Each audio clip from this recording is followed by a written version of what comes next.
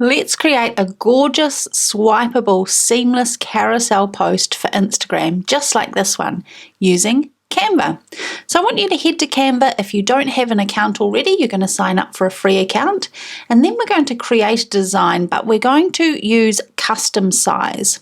So our height is easy, that's 1080 or 1080 pixels, but the width is going to be the number of panels we want to be able to swipe across times 1080 or times 1080.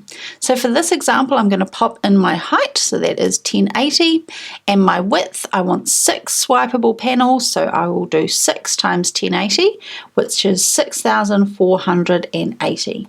And now we're going to create a new design.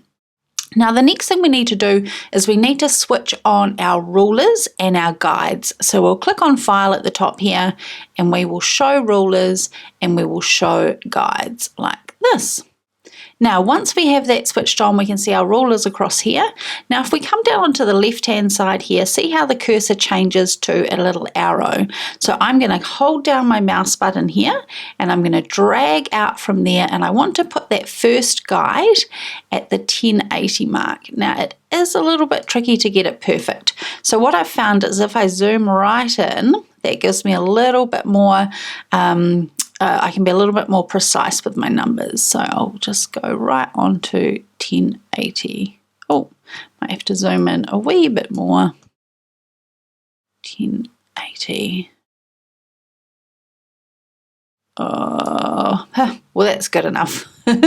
So now what I'm going to do is drag out my next guide, and so that will be 1080 times 2, or another 1080 after this one here. So if I come out here, there we go. Cool. And we're going to do that the whole way through, so that every time we have a join or where it's going to switch to a new panel, we're going to have these guides. So I've put together a template for you, and I have that linked on my website in my blog post. So if I just switch to that template now, I'm going to flick over now just to save us some time. So this is the template that I have given you access to. And when you open it up, you can see the guides are already there for you, but you will need to go in here and click on File and turn on your guides, so show guides there. And then all we need to do is create our post. So we can add text that runs across, we can add elements. So here what I've done is I've popped these elements right in the middle of that join, and that way they will be swipeable. So we'll see half on this panel, and as we swipe, they will show on, the rest will show onto this panel. Once we're happy with our design, we can just click on download, and we want to download it as a PNG file. And once that's downloaded, we're going to go to a website called Pine Tools. So pinetools.com/splitimage, and again I've linked to that in my blog post. And what we're going to do here is we're going to upload that file that we just downloaded. So we're going to choose File. Cool, and we're going to upload that file that we just created, the one that we created in Canva. And then once that is uploaded, we just need to change some of the settings. So we're actually going to change this to horizontally.